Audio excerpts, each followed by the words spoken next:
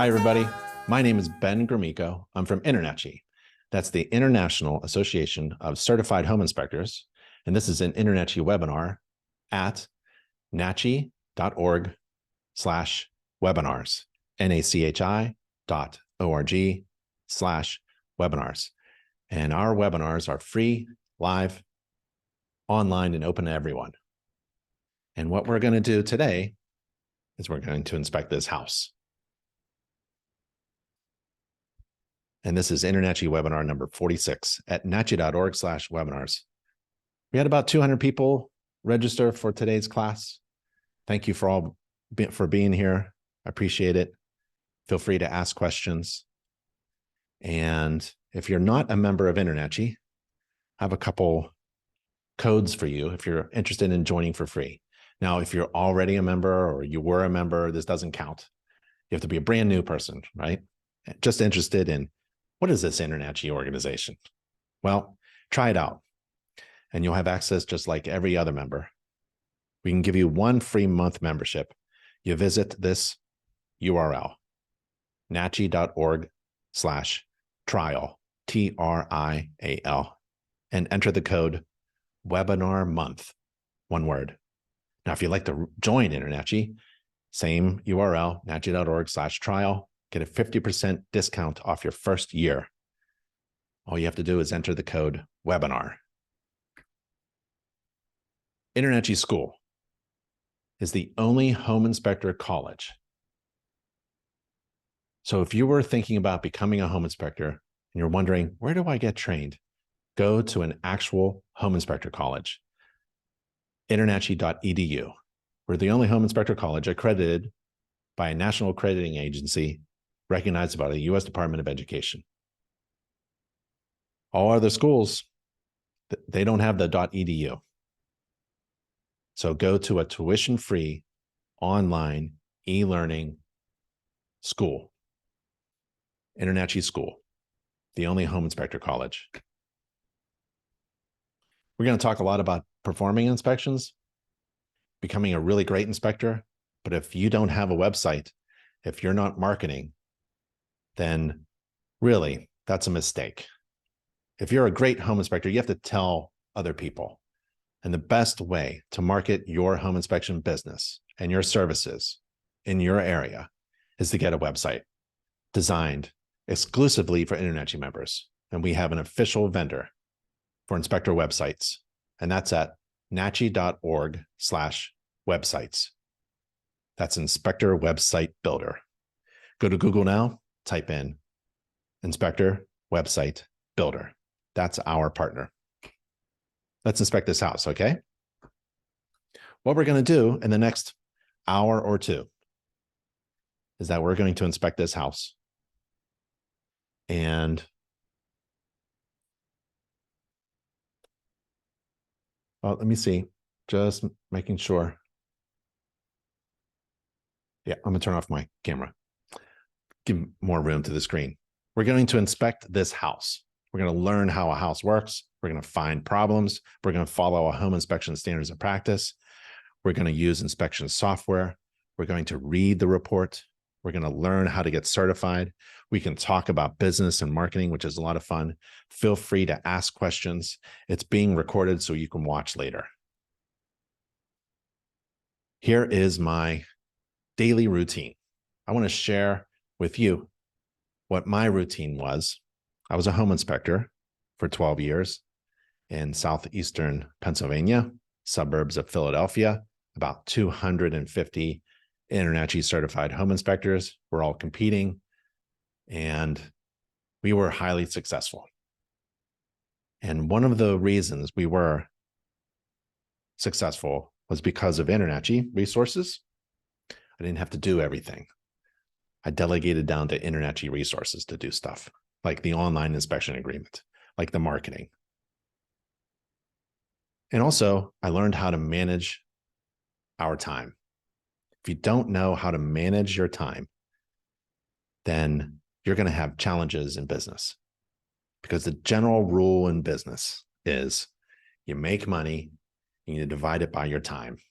When you are starting off as a new home inspector, you are the president, the CEO, the CFO, you're doing billing and taxes. You're also doing the inspections, right? You're doing the marketing, or you're delegating to InterNACHI's marketing team to help you. But you're managing your time. If you make $500 in one day, but it took you 12 hours to make it, well, I think it's better if it took you only 8. How do you do that? One way to do that is to get really good at performing inspections efficiently. And you do that by managing your time.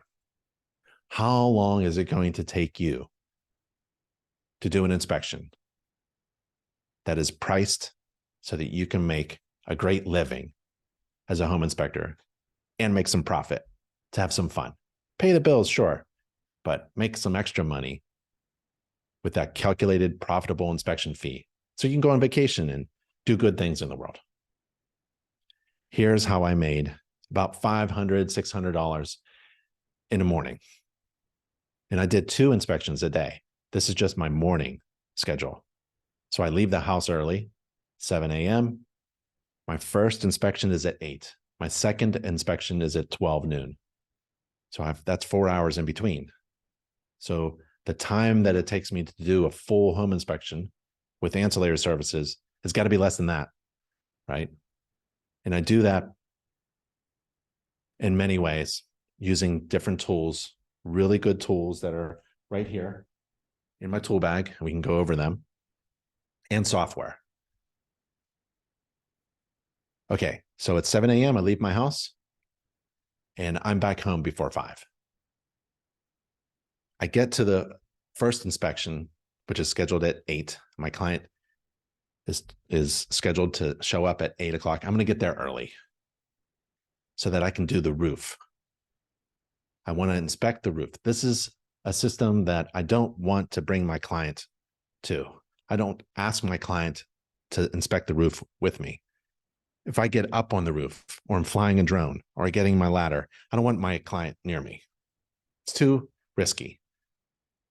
Too much of a distraction.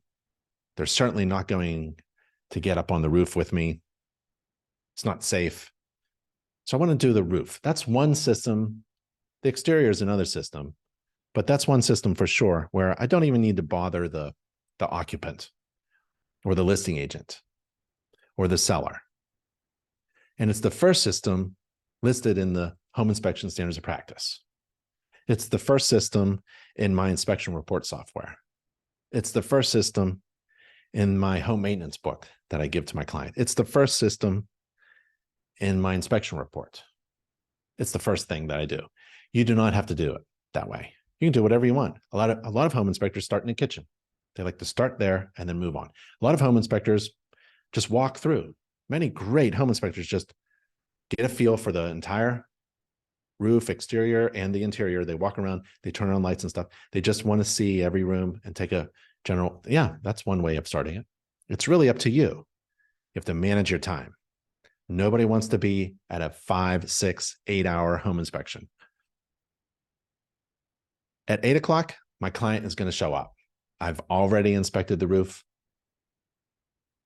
I'm going to have a bunch of business cards ready, handshake, big smile, great first impression, hand out my business cards and explain who I am and what we're about to do. Because I'm in charge. I'm going to invite my client with me.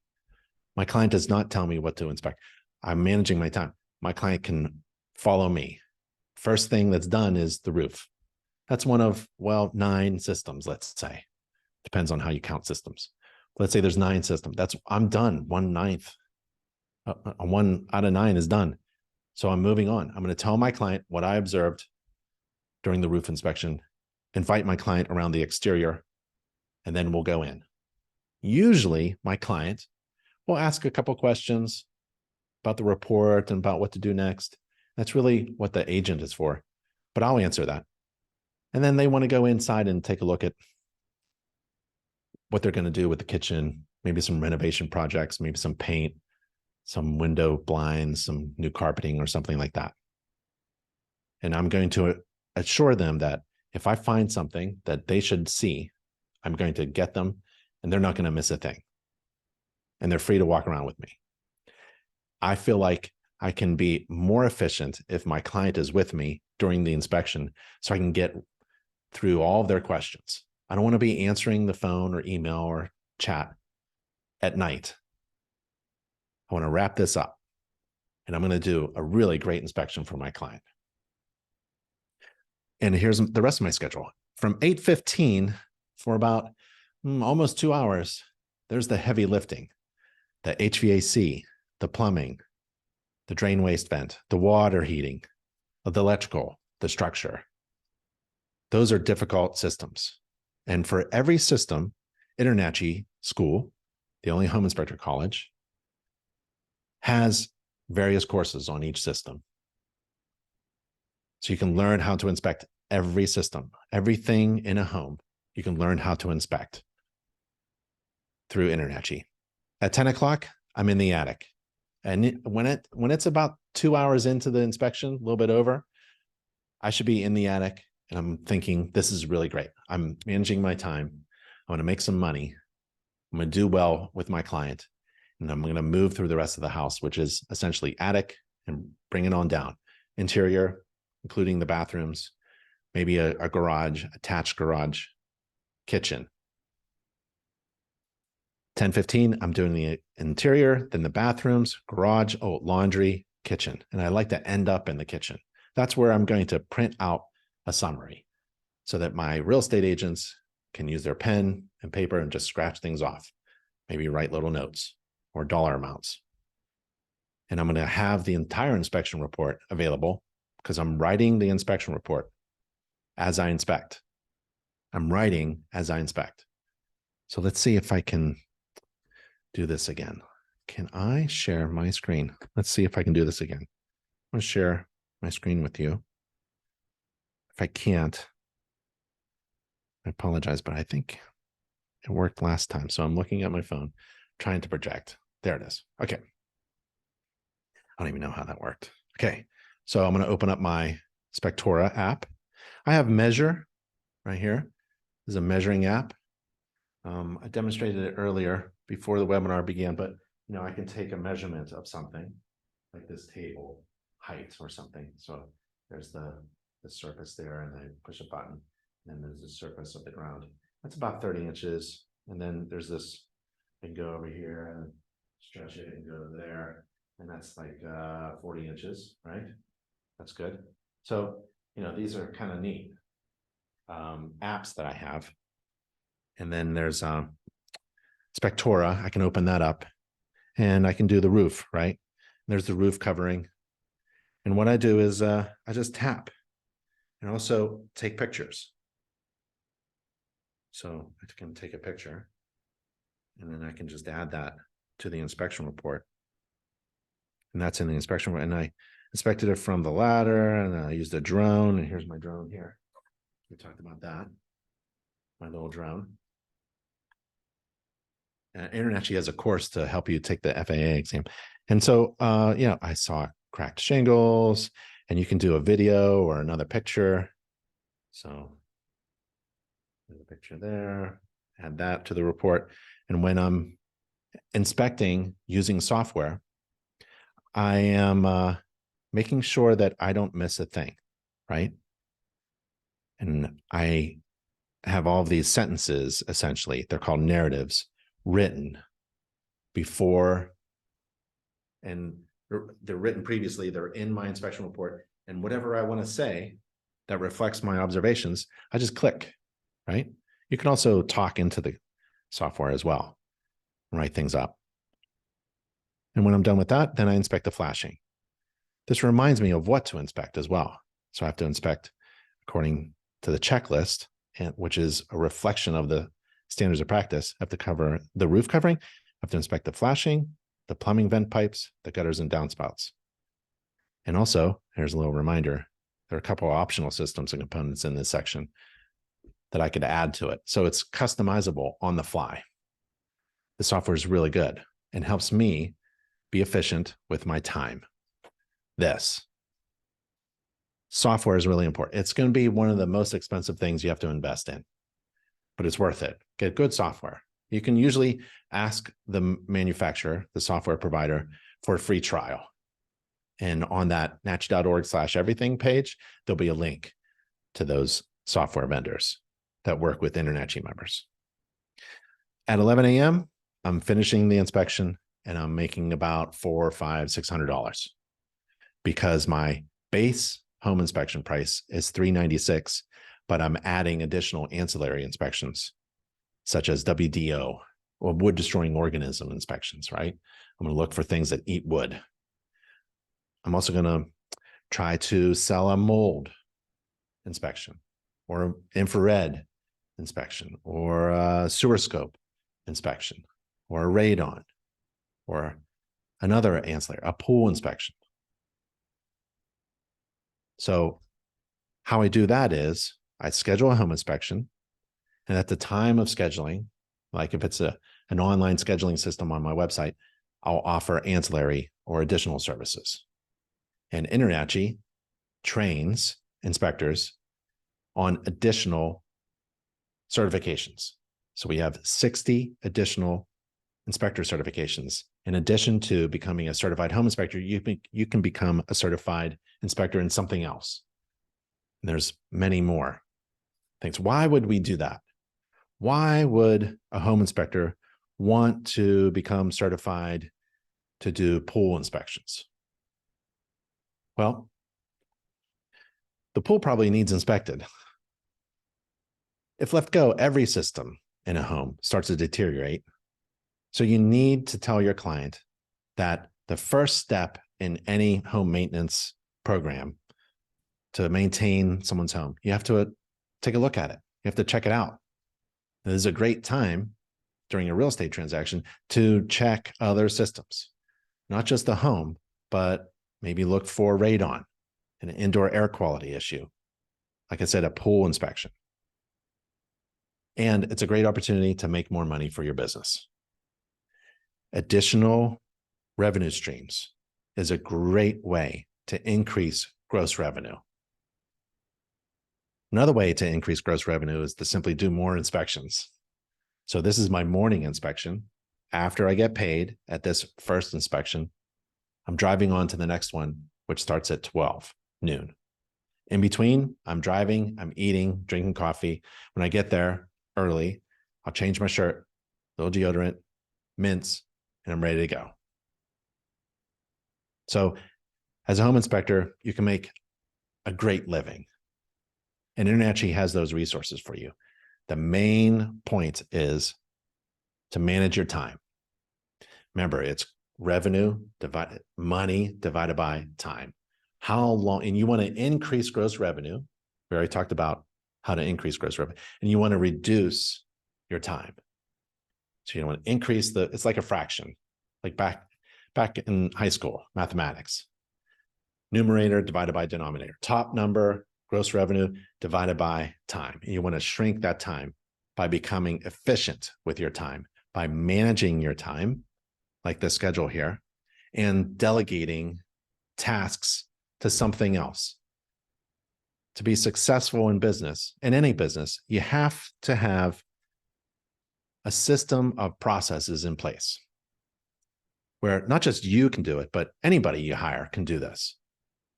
So you have a process of performing an inspection according to the standards of practice. You have a process for scheduling an inspection. You have a process for marketing, social media marketing. There's a process set up so that you can delegate things. When you get the process down, and you get it written down literally, and you're practicing it, you can then hand it off to someone else. You know what needs to be done, and you hand it up. And likely, InterNACHI resources, we have a lot of systems in place for home inspectors. You can delegate those tasks down to this. One of them is, I have mentioned before, the online agreement system. This is a system where you log in as a home inspector through your phone or your laptop, and you send an inspection agreement to your client. That client reads the agreement. You can see them reading it. It's time-stamped. You can see them signing it electronically with their finger on their phone or on their computer, and it's time-stamped. and it's archived and it's managed through your dashboard. InterNACHI has a way to manage all of your clients and the legal documentation through the InterNACHI system when you join as a member. That's one thing you don't have to do. You delegate that down. Why? So that your bottom number on that fraction starts to get smaller and smaller. The more you delegate, delegation is the key to business success. And you delegate stuff like marketing, like a website design. Don't design your own website. InterNACHI has a partner that designs websites exclusively for InterNACHI members. Let's inspect this house. There's a lot to talk about even before we even start inspecting, right? And it starts with the standards of practice. Every great home inspector knows the standards of practice. Every great inspection is based upon a standards of practice. It is the foundation upon which to build a great home inspection service. The standards of practice tells you and your client what you're supposed to be doing during an inspection. What do I have to check? What am I not required to check? What do I have to describe? And what do I have to put in the inspection report? Essentially, according to the standards of practice, a home inspector is required to put in the report any defects that the inspector both observes and considers to be a major defect. We call it a material defect. If an inspector doesn't see a defect, it won't be in the report. An home inspector is not responsible for finding all the problems in a home. A home inspector is only responsible for putting in the inspection report those defects that were both observed by the inspector and considered to be major defects. When you realize that as a home inspector, I don't have to find all the problems. Becoming a home inspector and performing inspections is a lot of fun because there's a million things to see during an inspection. And most of the problems are hidden from view during a visual only home inspection. You can't see everything. So what's the value of a home inspection? Oh, it's incredible value. There is so much value provided, incredible amount of information. That's essentially what a home inspector does. We provide information so that our clients can make great decisions. And that information can be found and retrieved and gathered by a home inspector during a home inspection within a couple hours, put in a report and given to a client. It's very efficient. It's one of the most fun jobs I've ever had. And it's one of the incredible, valuable services that a homeowner could ever get for their home. Every home should be inspected by a certified home inspector. Doesn't have to be during a real estate transaction. It should be part of a homeowner's routine home maintenance plan. That's how much incredible, good, valuable information a home inspection can provide. It all starts with the standards of practice. First system in the standards of practice is the roof. So let's inspect this roof. So I'm up on the roof. I like to get up on the roof, walk around on the roof, and I'm taking a look at the shingles. I'm looking for essentially damage, holes, cracks, missing pieces, something that wasn't installed correctly. Those are my feet. I love to put that picture in my inspection report and on my website. It's part of who I am. It's part of my brand. It answers the question, why should I hire you instead of the other inspectors, the other 249 inspectors? There's my hand. I literally get up close to every system and component so that I can explain I was there. I was taking a look at your roof. So I have a question for you. Let's see if I can do this.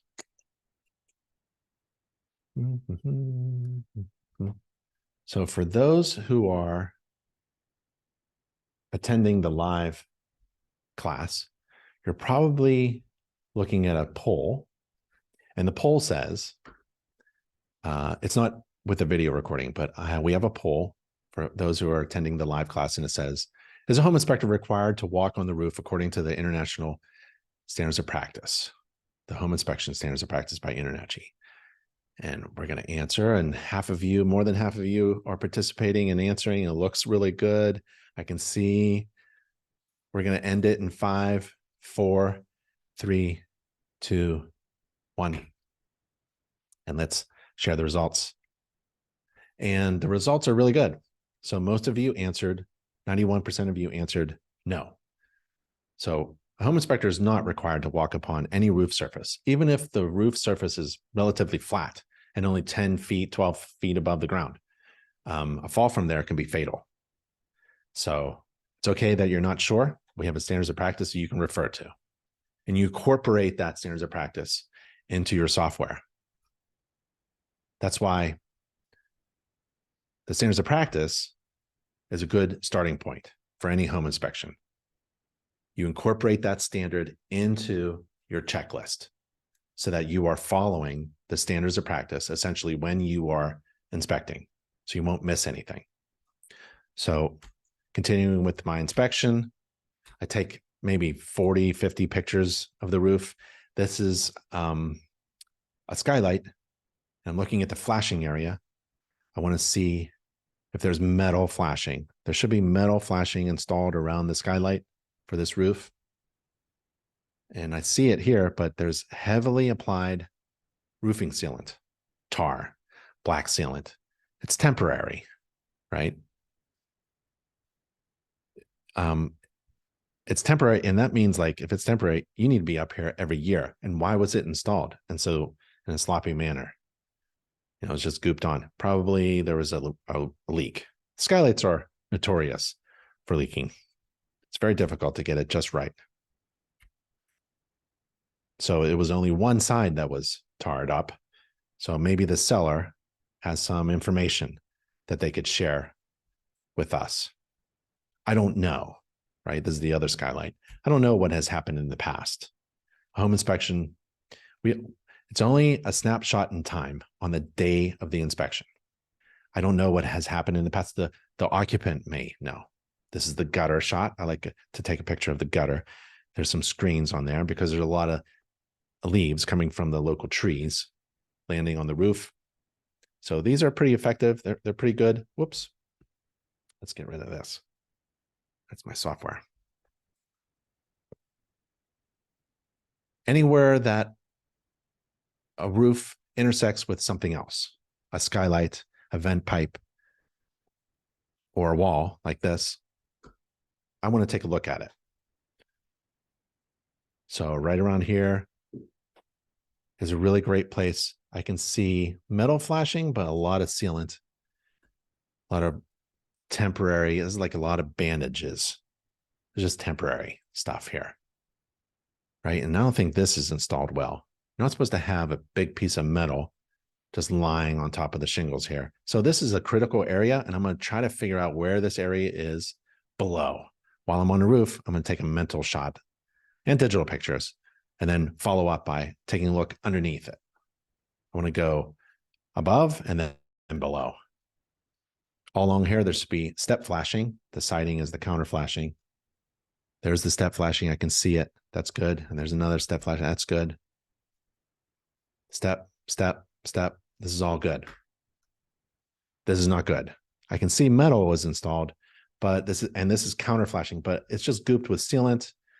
There's probably a problem here before. I can see some shingles improperly installed on top of the original shingles. See the rows of asphalt 3-tab shingles, and then they put some shingles here, and then some, they probably nailed it, right? And then gooped it with sealant, and then it's not, there's an open edge, so they put this metal here. And then this is open, so they sealed that. It's just a big mess. All this really is not professionally done, and it's not reliable. Now, is it actively leaking? No, it's not even raining today. But during a heavy rainstorm, it could leak, and this is the reason why. But a home inspection does not predict future events. So after this inspection, if it rains hard and it leaks around this chimney stack below it, I'm not responsible. As a home inspector, you're not responsible for future events. What are you responsible for? Putting in the report observed defects that were considered to be material, major defects. All right, so I'm looking around. I'm lifting stuff up. I like to get my hand in there. You wear gloves to protect yourself. I want to see that step flashing. I do. That's really good. But really, some of it is just not installed properly. But I'm kind of concerned. So I want to take pictures, try to explain the importance of flashing where a roof material intersects with a wall. This is a critical area. And it's so much fun to inspect because we know it's simple flashing techniques that diverts water away. It's not waterproof. It's just water resistant techniques. I think in the building code, it's, it has to be designed to shed water away and divert it away. It's not waterproof right there. So moving on, I see a ridge vent. That's good. Roof vents. And then there's drain waste vent. This is from the sewer system, cast iron pipe. Look at that terrible flashing. What is going on there? It's just sealed up. Just someone needs, to like tighten things up around here. Or my client, I'm telling them the story of the roof, and my client knows now the story of the roof, that this is not reliable. And during a heavy storm, this may leak water. Okay. As long as they know, as long as they understand, this whole area here needs attention. This one too. Look at the flashing. It's kind of hanging out on the ridge. This is a critical area where water puddles up right here during a heavy rainstorm. And we just don't know what's going on. But someone does. Someone installed this for a reason. So while I inspect, I think of this illustration that's available in InterNACHI's gallery of inspection illustrations. And InterNACHI members can download these illustrations. We have hundreds of them. This is just one of them. I think I drew it actually. And it reminds me of what I do during an inspection. Mentally, I'm thinking how water hits the building structure and is diverted away from the building. You want water. Water is fantastic. It brings life, but man, it can destroy.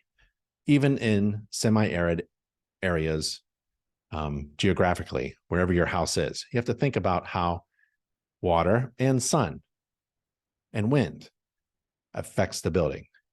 And this illustration helps my client understand what I am trying to explain, that water, rain, needs to hit and divert and run off the building. So while I'm inspecting, I'm looking at the roof, the ridge vent, the roof slope, the plane, the gutter edge, the eaves, the overhang, the siding, where the deck railing meets the wall, where the deck flooring meets the wall. How is it diverted away? Where's the light fixture? Is there flashing at the light fixture? How's the rest of the siding? Is the siding above grade? Does groundwater go into a drainage system at the foundation? Is this water sloped away? How's the site drainage? How are we managing water diverting away and getting kicked out with the windows and the doors? This is what I'm doing. Maybe this is an exterior system, siding system that allows penetration of water, but it drains. There's a drainage plane behind. What about the flashing? Like with stucco, you really need good flashing techniques and sealant techniques with stucco, hard stucco. So this helps me inspect, because mentally I've memorized this illustration, but it also helps me in my inspection report. My inspection reports are easy to read and clear to understand. I write, frankly, for a 10-year-old about rain and water. So there's more ventilation. There's a gable vent. So I'm gonna go in the attic, got some things to see. While I'm on the roof, I'm inspecting other systems. So I'm doing a roof inspection, but I'm looking at the siding. And this siding has fallen. And it looks like it fell maybe, and that's no big deal. And it was refastened, but it wasn't refastened well. It was like they didn't push the siding up against the rake board here, left some gap. So we don't want gaps. Never want an open gap, right? So remember where the roof met the siding? Well, now the siding is meeting some capping and there's an open gap. That's not good. There's other roof systems. This is probably a porch, right? I'm looking behind and this is a porch, and all the roofing nails, the fasteners, have been sealed with black tar, roof sealant. That's good, but ideally I want to know why did they do that? Do we have a system with we have a problem with the fasteners? Maybe they're all rusted. They're missing washers. They're not installed properly. Or is this just a maintenance thing that my client needs to do every year? Was this just done this year? Here's another piece of siding where this metal roof of the porch meets the hard stucco of the house. There has to be some kind of sealant or flashing here to divert water away. Remember, roof water can, let's say there's no gutter here. Roof water is going to drain away, or maybe there's a wind-driven rain hitting the siding and it comes down here where this roof covering material meets the siding. It's a critical area for a home inspector to check. And someone just laid a piece of siding, aluminum siding down, and put a nail down. I don't know what that means. Lift it up, take a look. Oh, there's an actual gap. So they were allowing water to simply drain through down the exterior siding and have an open gap in between. There was originally an open gap between the porch roof and the house. That's okay. But maybe someone said like, oh, we're still getting wet, so let's cap this off. Well, this looks like a 2x4, not treated, not pressure treated. So it's starting to rot and it's not really done very well. You can see, right? They just put a piece of metal. So that's going to be loose. It's not going to be watertight. Wasn't done by a roofer. Wasn't done by a roofing company. It's probably going to leak, maybe fall apart. So I want my client to understand that story, that if there are a few things on the roof that need to, here's a roofing nail that's backed out of probably the wood rafter that it was installed in. I haven't seen below, but I'm assuming it's going to be wood, and it's backed out and it's lifted up. It's a roofing nail. I don't see a gasket. It's not fastened well. It's not a screw. So it's backed up. And that's why they're hitting all of these fasteners with roofing tar. And it looks new, doesn't it? The roofing sealant looks new, like they knew a home inspection was coming and they just, let's cover up all these things. So underneath, right, I inspect from above and below. I want to see, has anything been leaking? And this was painted white. So, I don't know. All I can report upon are defects that I both observe and consider to be major material defects. And this was just painted. All this stuff was painted white. So we could ask the seller maybe to disclose prior performance of the roof. And this is that gap, that open gap. Very strange kind of things. And I can see, they didn't paint the house siding. So there's watermarks. Stucco is really great. When you're looking for watermarks on stucco, it tends to hold it very well. It stains, doesn't really shed dirty water, kind of absorbs it into the stucco. So this is an indication of a prior roof leak from that area. And it's been painted, and I really can't see anything. But it's pretty good information still, right? I don't know what's going on above this, but my client has a pretty good idea of what needs to be done on that porch roof and on the house roof as well. And this is a poor installation of there's an electrical wire hanging loosely at this spotlight here. I understand a homeowner, there's a homeowner that did this, was an electrician. And it's difficult to get that wire installed properly through the attic system and down through a wall and all that stuff. This is a very quick way and poor way of doing it, and it's not safe.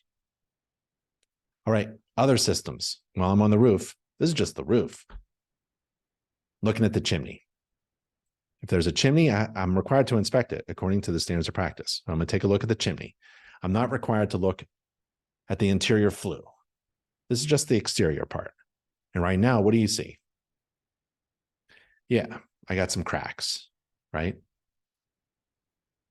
And the shape of this chimney, I know it's not big enough. The dimension isn't wide enough. The interior flue liner isn't the size big enough for a fireplace.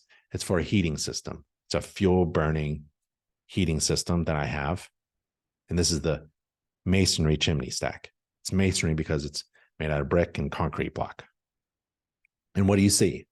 This is the interior flue, and I see cracks. You never want to see cracks, really, on the interior flue liner or on this crown that diverts water from the top of the chimney stack.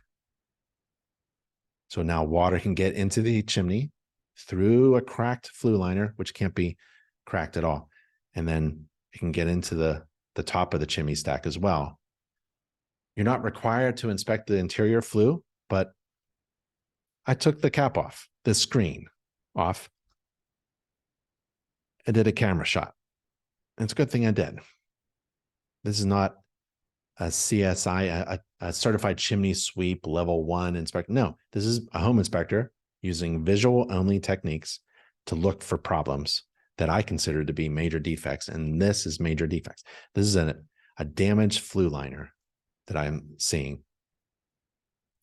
with pieces missing and a crack and water damage and pieces. Okay, there are holes in the interior flue liner. I'm not sure if the entire flue liner needs to be replaced, a new stainless steel pipe liner installed. That's not my call. I'm required to report upon defects that I both observe and deem to be material. And I know we have cracks in the flue liner. This is my way of telling my client the story of the flue liner, which is really important. It's an important system. Can't be damaged. Can't have holes in it. And we're going to give it to someone else to further evaluate. A chimney sweep. They're going to throw a camera down the flue. Something that I don't do. Or I could do if I was certified and I had a sewer scope training class, which InterNACHI has. Okay, so this is the chimney stack, and the flashing around here isn't very good either. You shouldn't really see this edge of the counter flashing, right? There's supposed to be step flashing, and this is counter flashing, and I don't know why this is hanging over the shingles. It doesn't look very good. Oh, maybe it is step flashing. So it's not really, and oh, this is old. So there's old, new, there's stucco, there's cracks, there's loose flashing. It was torn out. It was installed back in. That's a roof fastener there that's not sealed, and it goes through the top of the flashing, through the shingles. So this is, again, a flashing issue, just like the other flashing issues that are not reliable. Second chimney stack. This one I can tell is a fireplace because of its shape. I have experience inspecting these chimneys. This is a masonry chimney stack. I can see the flashing, same problem, right? And I've got a screen and a cap, a hood, a rain hood, but I've got there's something here. So the structure looks okay. Oh, got some cracks on the crown and some worn out areas. This is really bad. So do you know what this is? This black, shiny stuff on top of a fireplace chimney stack?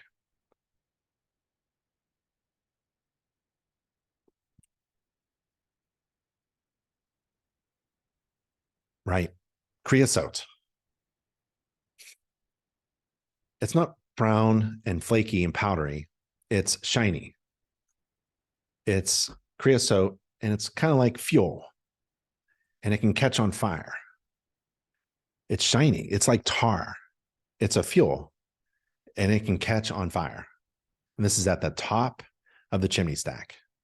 And it's actually so thick. I don't know what they've been burning. Tires or something. I don't know.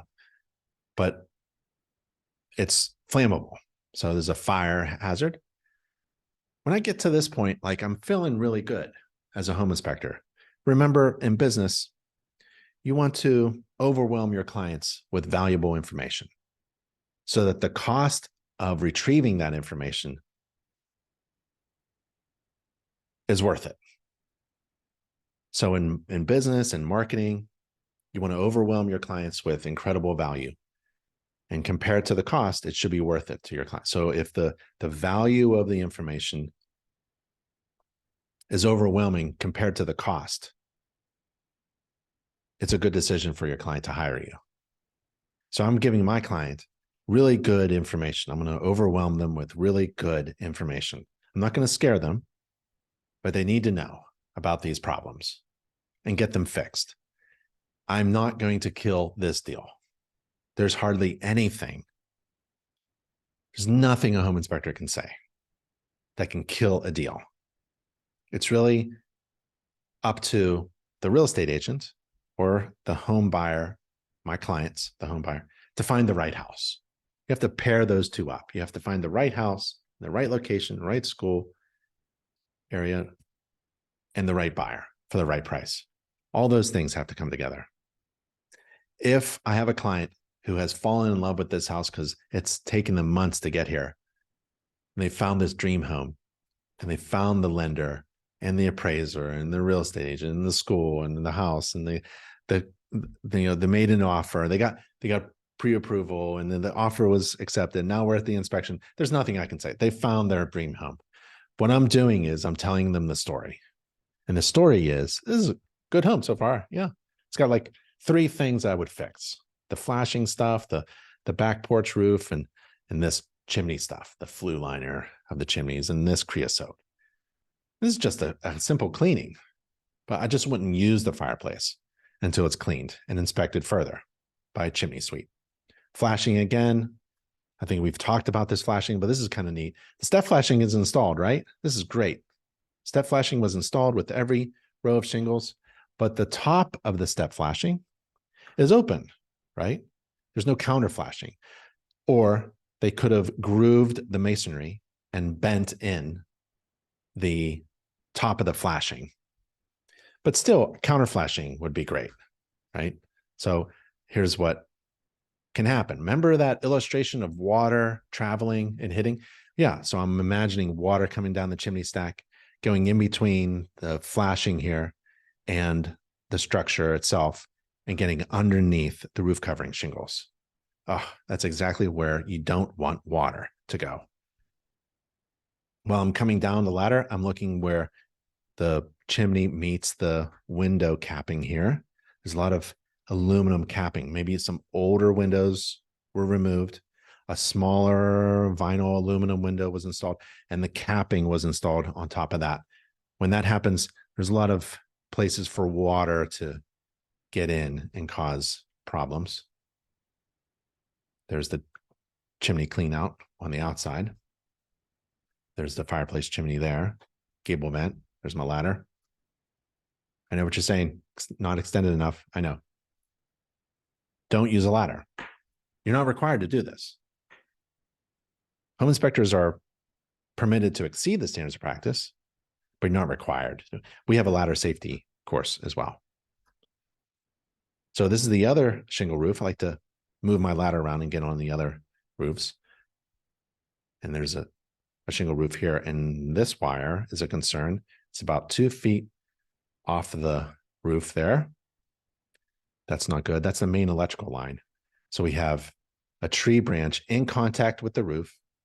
A couple feet above is the main overhead service conductors from the telephone pole.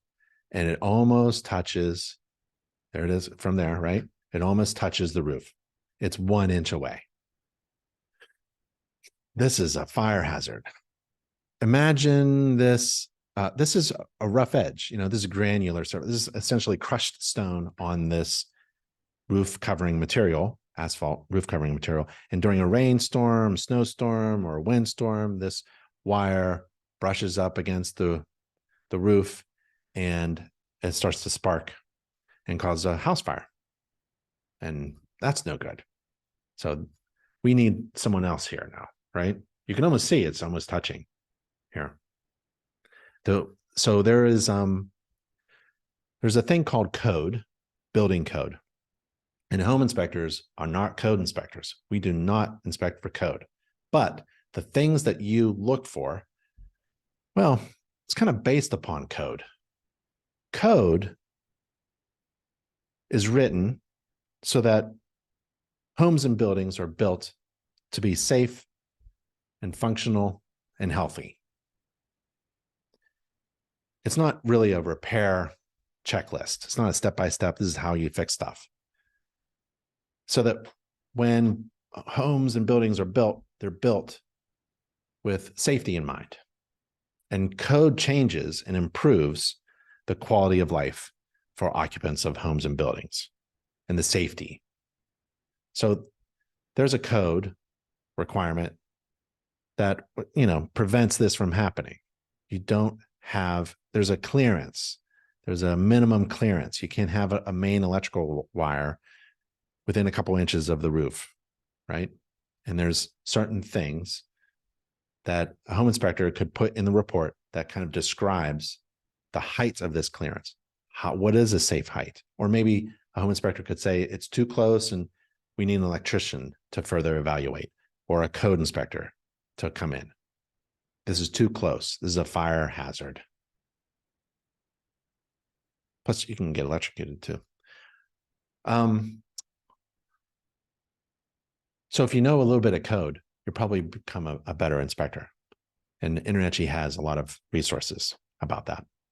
Inspecting, all of InterNACHI School, Home Inspector College, all the courses are based upon code. We essentially are training home inspectors to recognize things that violate code. There's the other little shingle roof. I'm just concerned about that little bump there. That's okay. And some gutters need to be cleaned out.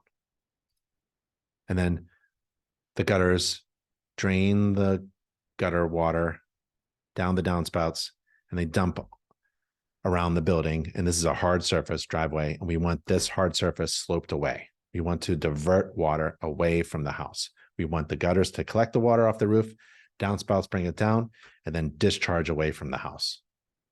We want to always look for hard surfaces. They should be sloped away from the house. Remember that illustration of that house? You want things going away from the house.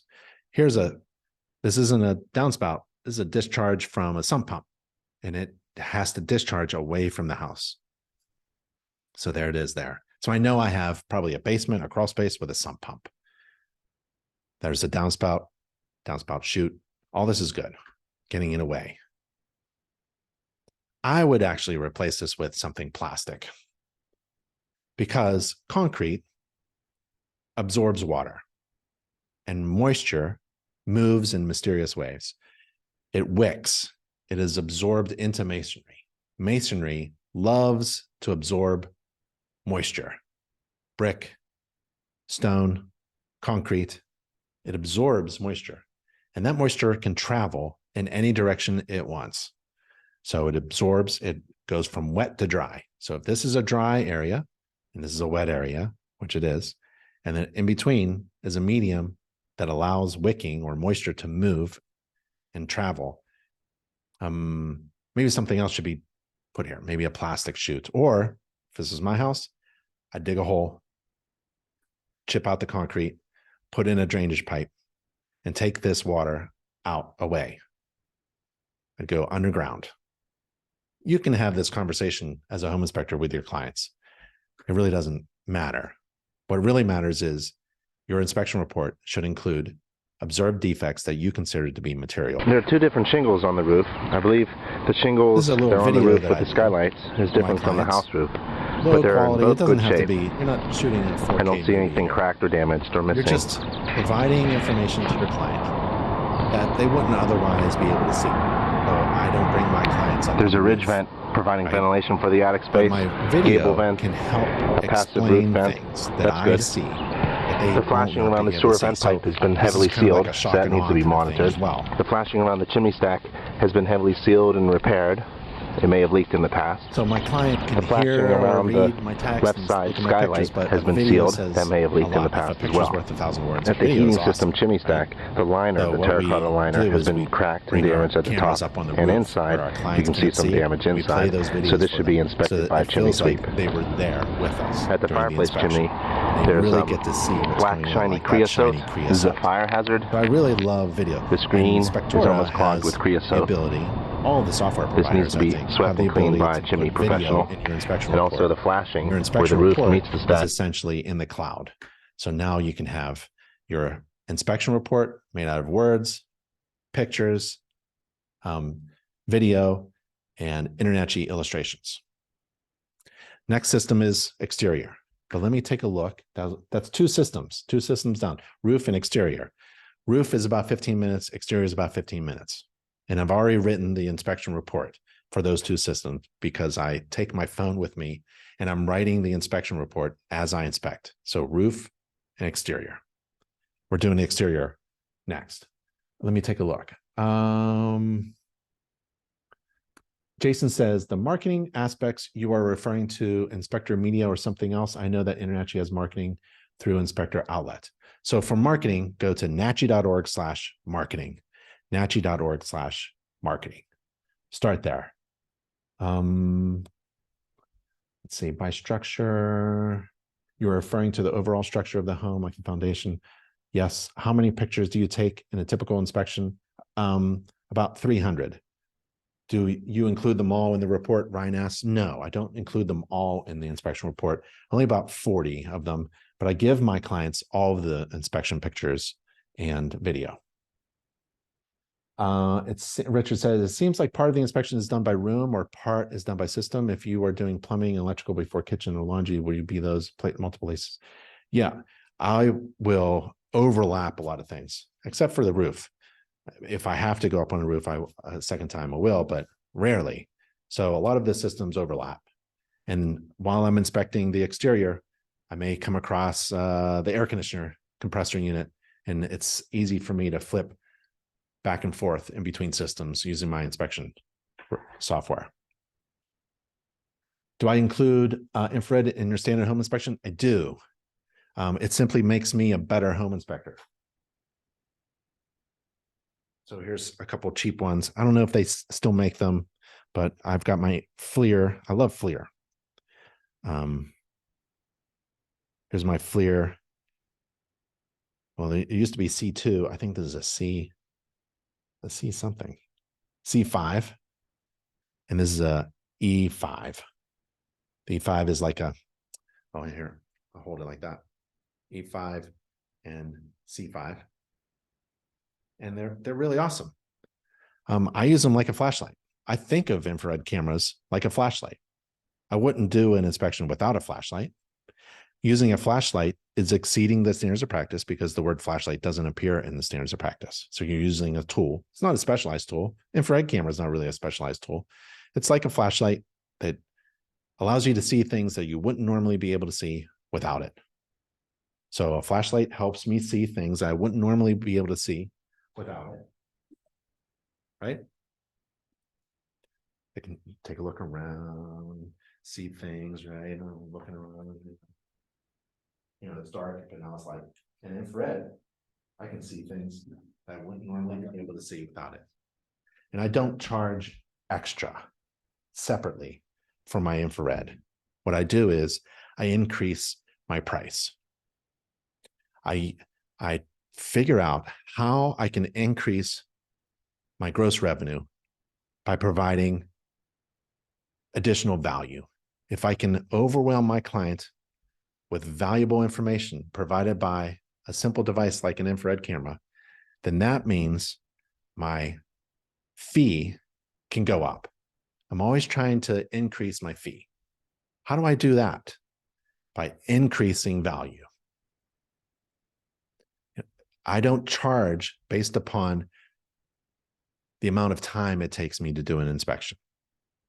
I charge based upon the value of the information provided. A lot of commercial property inspectors have clients who need valuable information, and they can't get that information. They can't gather that information without a commercial property inspector. So they'll spend thousands of dollars getting valuable information before they spend millions of dollars on a commercial building.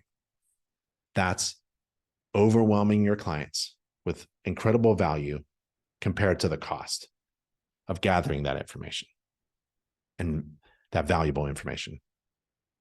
That's the calculation. You want to overwhelm your clients with incredible value and compare it to the cost. And if that information and that valuable information is overwhelming compared to the cost, then yeah, it's a good decision. Your clients will hire you instead of the next inspector. So in your marketing, you always have to figure out what makes me more valuable than anyone else in the market area. Why am I in demand? Why should I be hired instead of someone else? So that's why I use infrared. Makes me a better home inspector, provides incredible value, valuable information, unique information. I can see things that other inspectors can't see. And I don't charge for it separately. I include the valuable service, the tool, and I increase my inspection fee. It's like providing a home maintenance book. That's overwhelming my clients with additional valuable information. During the inspection, I give my client the home maintenance book. This is how I'm going to show you how your home works and how to maintain it. But here's a home maintenance book. It's InterNACHI's home maintenance book. InterNACHI's home maintenance book is only $2.70. So what you should do is give every client a home maintenance book. That overwhelms your client with valuable information compared to the cost. What is the cost? It's included with the inspection. Well, kind of, right? So if your inspection was $250, how much are you actually going to charge? You're going to charge $255 so that each client of yours buys their own home inspection book. You don't want to increase your costs, your operating costs or your overhead costs. You don't want to buy this without thinking of raising your fees. You want every client to pay you to use your infrared camera so that this is free. This is not an overhead cost. You increase the value of the information you're gathering by providing, these services, and you allow your clients to pay for that. So that's why the value has to be overwhelming compared to the cost. And if it's a little iffy, if the value of your service compared to the cost is kind of sketchy, you're not too sure, then you have a problem with your business. You have a problem maybe with your marketing. Maybe you're not marketing how wonderful, how fantastic, how valuable you are. Maybe you're a great home inspector providing really great information, but you're not marketing it well. That's why you need a marketing team. Don't do it on your own. Delegate it down to a professional team of marketers. And that's InterNACHI's marketing team. Don't design your own logo. That's InterNACHI's marketing team. Don't design your own website. Oh my goodness. That's InterNACHI's official vendor for website designs. Exterior, standards of practice, thinking about water and hard surfaces. Water needs to get away. It's a short step, might be a little surprising. It's shorter than this step, right? It's maybe 7.5 inches is like 4. Brand new asphalt driveway, that's great. Water needs to be diverted away. While I'm inspecting the exterior, I'm checking out all kinds of things. This is an exterior hose bib. I'm not sure why they call it hose bib. There's a water faucet on the outside of the house. It needs to be frost proof, ideally, especially for this client that's buying a home in Pennsylvania. So it's a cold climate. I'm looking at the steps, making sure they're all, uniform, that there's a handrail for the steps, and there's the front step, and there's a handrail here. While I'm checking out the handrail, there's also these pipes. You may not recognize this, but this is an oil fill and vent. Oil fill pipe and vent pipe. And I know I have a tank somewhere. because it's close to the house, it's not probably in the ground. Buried oil tank in the ground is not good. It's probably in the basement. So here's the oil fill and vent pipe. There's an oil fill and vent pipe. So oil fill pipe, you push oil in to a tank, and you vent out air, displaces air. That's all that is. Got some other components, like this little nook here with the windows and the roof. This is poor installation. All exterior receptacles need to be GFCI protected. So I'll go around with my GFCI tester. The siding, you know, it's pretty good. Steel siding. Got the flashing areas on the roof, right? There's the air conditioner unit. It's on a nice base. Shut off. Fins are okay. Take a look at the manufacturing label. There's an air conditioner through wall unit just above it. So I think this was original to the house. They didn't have central air and they probably installed something. And I'm assuming it's going to be in the basement or in the crawl space, the air handler. Not sure yet. There's the stucco, hard coat stucco. This is a masonry house. It's built out of concrete units. Not sure what that is. Oh, that's the cellar. That's a pipe coming from a drain from somewhere. I don't know. It's just there. Strange thing. I don't have to know everything. If I don't know what this is, guess what I say? I don't know. So great. I don't have to know everything. So I don't know what that is. It looks like a discharge for a sump pump, but that was on the other side. Another frost-free hose bib. That's good. Here's steps to the other door of the house. And the first two steps missing a handrail. Remember code? Code says a handrail is required when there is a stairway with 4 or more risers. However, I'm not a code inspector. I'm a home inspector. So if my client is an 80-year-old person who just needs assistance and help getting up the steps, she can get up the steps, but just needs a little help. This is going to be impossible for her.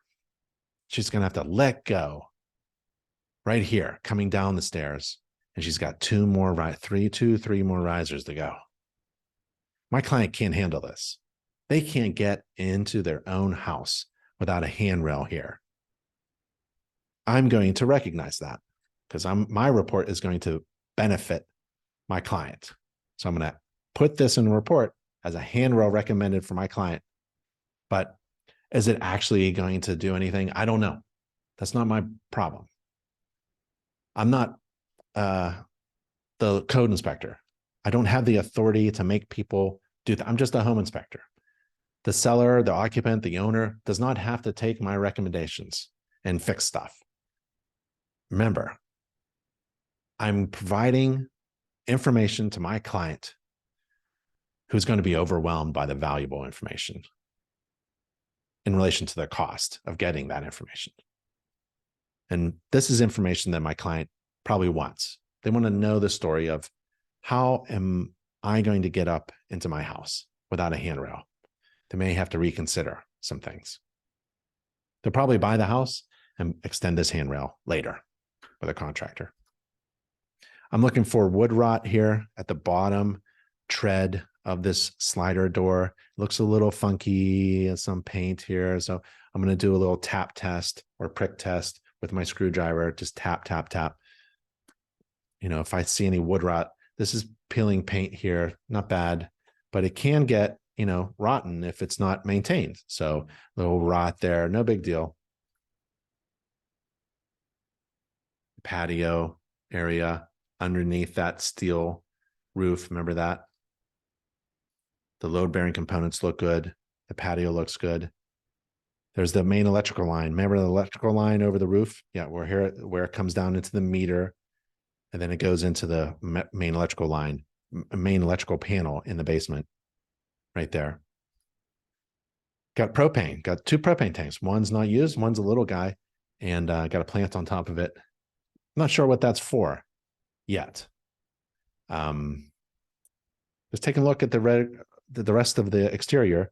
So this is the masonry, stucco, hard coat on top of concrete masonry units. And maybe there was a window air conditioner here, right? and a drained condensate down here. Not sure, but again, stucco is kind of funny because it gets dirty real quick when there's dirty water on it. This plastic hood, probably for a dryer, needs to be replaced. There's been some patching, some staining, some patching. I don't see any structural problems. Looking for big cracks, big open cracks, displacement, movement, things like that. There's a detached garage. You're required to inspect garages. So I'm going to take a look at that. The roof looks good. The exterior looks good. This is the interior. Got some garage door openers, new garage door openers. Unfortunately, they're installed with extension cords. Extension cords are really for temporary use only. So you really need a nice new plug. There's no GFCI protection in the garage. There's an electrical line and then it distributes. So there's probably just one breaker and an underground wire to supply the lighting and the GFCI protected receptacle in the garage and the garage door openers. It's not a sub panel kind of thing going on, but I'll take a look at the structure. It looks really good. I don't see any problems on the interior or the exterior. There's a lot of stuff that's in my way, so I can't really see everything, but I'm taking a look at as best I can and little safety devices on the garage door openers. Heating system. Thermostat, old system, boiler. Remember the fill and vent pipe? I have an oil tank, oil boiler. So what an oil boiler is a box, cast iron usually, bolted together. There's a unit, a space inside for water to flow through, and there's fire underneath, fueled by flaming oil. You ignite the oil, heats up the chamber, a pump circulates that water through the cast iron, hot cast iron, and is distributed. So instead of like a furnace where there's air moving through a heat exchanger, there's water moving through a heat exchanger, and it's made out of hot cast iron components. There's a shutoff switch to the boiler. There's the circulating pump that circulates water. There's the burner that draws oil through a filter, mystifies it, ignites it, spits out a flame into a chamber. There's the oil filter there, and there's the oil tank, fill and vent pipe. And there's the tank itself on legs. There's the oil fill and vent pipe there, the fill and the vent. And there's the gauge, it's about half full. And there's the shutoff valve there. And there's someone lost their football, but there's the belly of the tank. I like to get my screwdriver and pound on it a little bit. I like to pound on the bottom of the pipes that are used for legs. And it looks in pretty good shape. There's the controls for the boiler, setting the temperature and the pressure. There's the burner chamber. You open that up and take a look at the flames while it's on. And there's the oil line through a shutoff valve there. And there's the exhaust pipe connector to the chimney stack that we saw, which has a cracked flue liner. Remember that? Expansion tank, when water heats up, it expands and needs to go somewhere, or the pipes are going to knock. And there's some pressure regulators and temperature pressure relief valves. I think we saw that in a previous picture. There's a TPR valve there, discharged to the floor. Everything looks good. Turn it on, circulate water. Don't necessarily have to heat up the whole house, but we want to see it circulate and go through a cycle. There's a cooling system. Remember the air conditioner on the outside? Air handler on the inside. And there's the air filter, one main return register for the whole house. That's okay. You know, it was added on after the house was built, obviously. It's an older house. It's a newer unit with the big ducts, right? Air return coming in. It's supported well. There's a unit there. Catch pan, water catch pan, air conditioner and air handler will produce condensate. And if there's a leak, we want to catch it, especially if it's in the attic. Shut off. There's a unit there itself with a circulating fan. There's a condensate, the coil will produce condensate that drains out of the unit and into a trap and then into the pan itself or outside. So there's nothing going on. You know, the water, the condensate should drain away. It's probably going into a gutter that I did not see. That's okay. And the pan is for catching water leaks. If the pan is filled with water, which it looked like it was a little bit, a little puddle, then that's a problem. That's an issue. I'll turn the air conditioner on to see if it's installed and hung from the rafters. That's good. I'll take a look at the ductwork. We don't want open areas like this. We want it nice and sealed and insulated. And then we don't want any condensation problems or air leakage issues. There's a supply probably to a ceiling somewhere. There's a cold air return. There's the drain. So I get to see it on the other side. So it should drain away from the unit. If it clogs up, it goes back into the pan. And also, if the unit leaks, the pan's going to drain into this system. Sometimes they have two separate pipes separating those two functions. Looks pretty good. I like it. Water heating equipment. And water heating equipment or a water heater, I wouldn't say a hot water tank. It's really a water heating appliance or water heating equipment or water heater. Code has those words. So a water heater is any appliance that heats potable water and supplies it to the potable water distribution system of a house or building. And there's a 2021 IRC code. Chapter 28 goes over water heating equipment. So you inspect the water heating equipment of a boiler by looking at the coil. There's a domestic coil, we call it. It's cold water going in through a coil, submersed in this very hot, almost boiling water, and it comes out hot, super hot. It comes out really hot, like 180, 200 degrees. So there should be a tempering valve, a valve between the hot out and cold in that allows cold water to temper the hot water being distributed. We don't want scalding hot water. Anything over 110 degrees could hurt you. So you want to be able to control the temperature of the water coming out of that hot boiler. Plumbing system is another system in the standards of practice. I think of water coming in and then water going out, or water coming in and sewer going out, in, out. So what's my in? Public water. Here's the main water valve, underground, through the basement floor, basement foundation wall, through a shutoff valve, water meter, distributed. There's the valve there, the water meter. I like to rub my hand underneath the valves and water meter. If it's wet, then I know I have a leak. There's a jumper cable. It's part of electrical bonding. The next system is basement foundation, crawl space, and structure. In this basement, there's some hams drying out. It smelled good, but just wanted to put that in the report. It's how my grandmother used to do it, right? Old school. And some, I think, homemade wine jugs. I take pictures of it. I'm not putting this in the report unless someone says, what smells down here? I'm not putting this in the report. I don't care if someone makes their own wine or hangs their meat or whatever. I think it's fantastic, but it's not really part of my report, but I'm going to take a picture of it just in case it comes back like, hey, did you happen to see? And I say, yeah. And there's an open window here. That's okay. But maybe there's an indoor air quality issue or something. I just want to make sure that I have documented the current condition of the home as I saw it on the day of the inspection. So this kind of helps me out, all this stuff around here.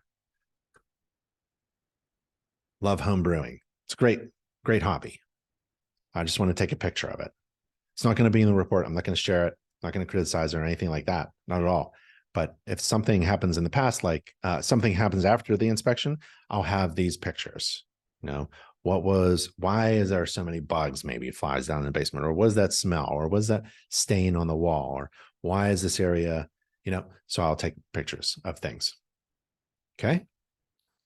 And one of the things I like to take a picture of is moisture, things related to moisture intrusion. This is a great thing here. I think they chopped this concrete up and put in a sump pump pit. This is a bucket ready to go with a pump, right? It's ready to go. It has the perimeter drainage, has a channel, open channel into a pit. There's no standing water. That's good. So it's ready to go with a pump. They have one in the other side. And I think this is original to the house because the hole is smaller and it's kind of like hand dug and it's kind of dirty and it's not, it doesn't have a plastic perimeter bucket and the channels are different. And they painted up to this point. So you don't have to, as a home inspector, when we see new paint, with water stains on top of the new paint, it's probably an indication that the basement has water intrusion problems. No big deal. The other sump pump, it's not the water problem over there. It's the water problems over here. And that's why I have the sump pump. And remember the discharge? We have a discharge outside. Today, it's dry, powder dry, dusty dry. But maybe during a rainstorm that comes in the future, which is not my responsibility. I can't predict whether this thing fills up with water or not. But today, it's not filled with water and discharges outside. That's pretty good. I think it was a homemade installation. There's really no check valve or anything like that, or a cover. And it may not be installed properly. There's a little brick there to prevent it from shaking or maybe falling over. I'm not sure. Maybe not totally reliable, but pretty good. I'll test it by lifting up the float and just seeing if the motor kicks on. I'm not going to discharge water by filling up the water with a hose or anything like that. I like to take pictures of the basement like this so that people know that I can't see through walls, can't see through paneling. I don't know what's behind here. I'm assuming it's the foundation wall, but I don't know what's going on, what's taking place. I can only report upon the things that I both observe and deem to be considered to be a material defect. And then this is the steel beam and I'm looking for wood destroying organisms as well, or wood rot or water, all kinds of stuff. I like to see the dimensions of the floor joists, how the floor structure, the decking is installed. This is all original. I can tell it's very old. Looks in really good shape. And this is a split level. So there's kind of like different levels. So I was telling my client, this is like the first level is like the living room and the kitchen. So I've got a kitchen down here, kind of an odd kitchen. It's like an apartment because the stove is tucked in the corner here. And I don't like it that's so close to the wall. It's a fire hazard. And then there's a refrigerator. I mean, they should switch those two. I think that would help out a little bit. But anyways, this is the first floor and it has a fireplace and a finished area. And I'm looking for water penetration, around here, because this is a split level. This is down below grade. And I'm looking around. And one of the things I like to use is this instrument. You can get it from inspectoroutlet.com. And it's got some pins here. And it just helps me do a better inspection, right? I'm adding value too to my inspection report. And my client gets incredible information. And what's the information? Well, it's it's a moisture meter. Gives me an audible signal and a visual signal. And I use these probes to probe things above my head that I can't reach easily. And I probe things through the carpeting, right? So I'll do, let's see, you see me? Yeah, dry. And I probe through the carpeting and the pad.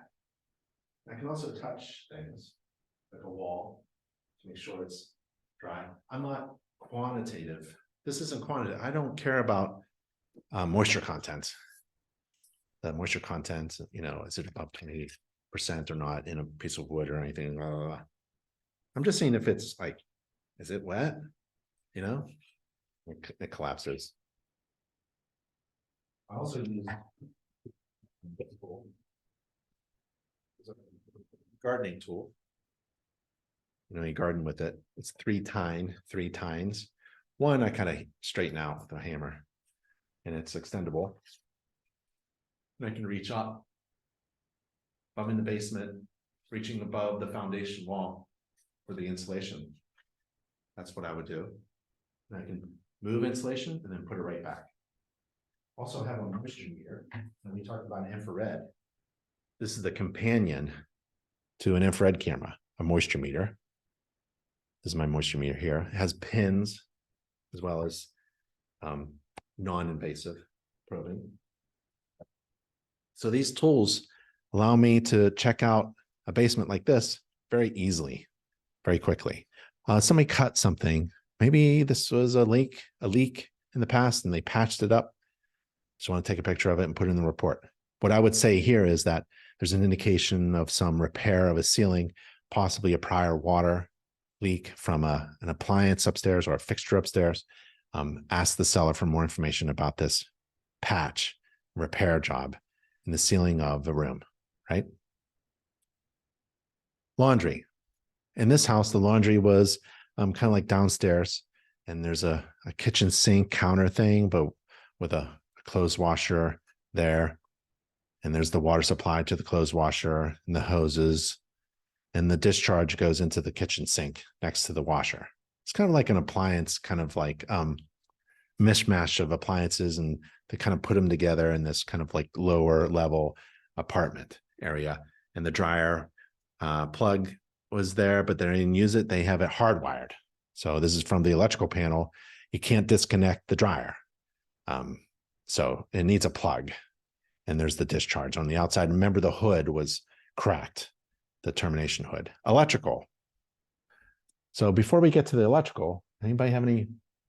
Seems like what we're talking about. Where is the code resource located with InterNACHI? So John, go to nachi.org/education, NACHI's education page. If you go to any nachi.org page and you go to get started, you scroll down to training and education, you could type in code. So there's InterNACHI Code of Ethics, there's Ohio Code, Advanced Residential Code Inspection Practice Questions, Property Maintenance and Housing Code Inspection Course. So there's some resources there. I love Spectora, Ben, but your layout looked different. Next generation? I don't know. I gave Spectora asked me to write up a template, so I did real quick and shared my template with them. Do clients suspect you? And my reports from the past are different. They look different. When you switch software, kind of changes things. But all software companies provide software that allow you to customize your reports. The look of your report can be customized. Spectora does a great job with that. How soon, Mario, how soon can you an inspector after you pass your state license and inspector, and when's a good time to start your website for your business? Well, it all depends on the state. So you mentioned the state license. So if the state is licensing inspectors, they have a step-by-step process. And if one of the steps is you have to have a certain amount of education, InterNACHI can provide that for you to help you fulfill the state requirements. If there's an exam, we have exam prep tools for you. So it's really after, I guess, you complete all the state requirements, you can become a home inspector, right? When is a good time to start your website for your business? And now it's a good time to just think about it.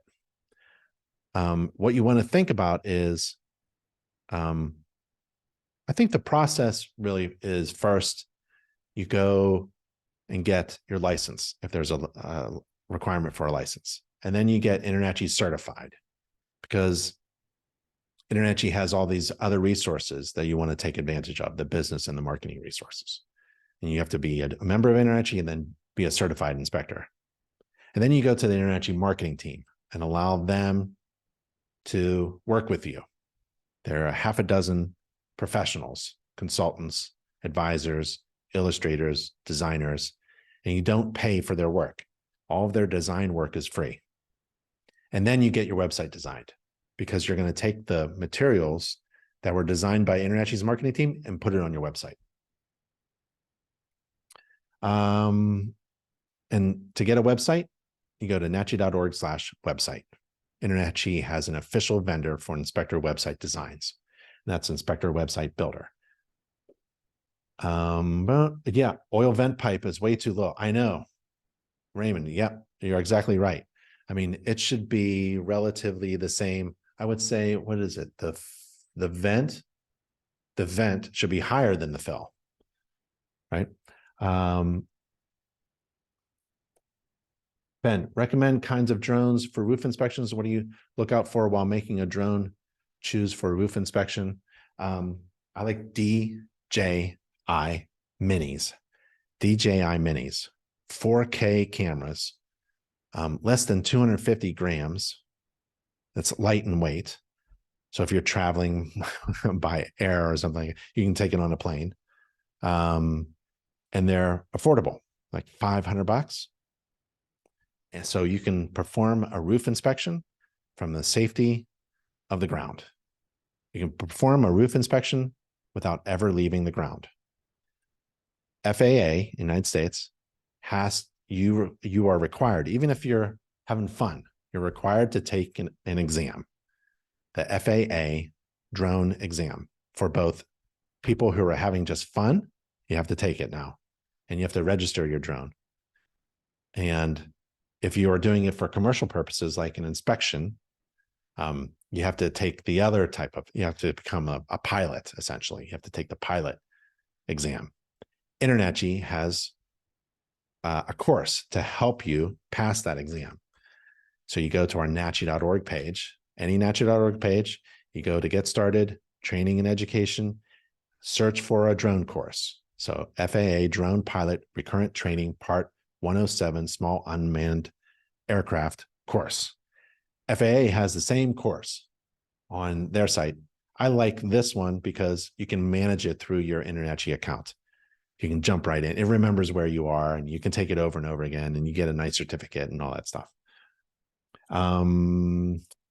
Is there a specific boiler or heating system that you don't turn on during it? No, I turn everything on. If it's using normal operating controls, I turn on every heating and cooling system, and then I put it right back where it was. Wet wall and basement. Yep, probably a wet wall. How much is that moisture meter? Not much. You can go to inspectoroutlet.com. There's a get a free monster ticket. Let's see. How do I search for moisture? Search for moisture. And there it is. Less than $90. That's my favorite one, X-Tech, because it has the combination, it has the pins and also the pinless. Does InterNACHI help find clients? Heck yeah. So after you get a website designed, here's the page for websites, nachi.org/website, and it's only $299. InterNACHI tried to bring it down for free, but you have to pay the designers. They have to make money too, just like you make money doing home inspections. So this is a company that we partnered with outside of InterNACHI, and they are InterNACHI's exclusive vendor for website designs. And we brought it down to $299. And they design websites just for InterNACHI members. So go to the marketing team, get a logo, get all the free consultation, all the free design, and then you put all that stuff on the website. They'll just grab all of your InterNACHI marketing team design stuff and put it on a website for $299. One fee. Do not pay monthly management fees for websites. You don't have to do that. It's BS. There's no reason to pay anybody to manage your website once it's designed. I thought we got over that. I keep bumping into inspectors who are paying like $500 a month for someone to manage their website, or even if it's $50 a month to manage their website. There's nothing to manage.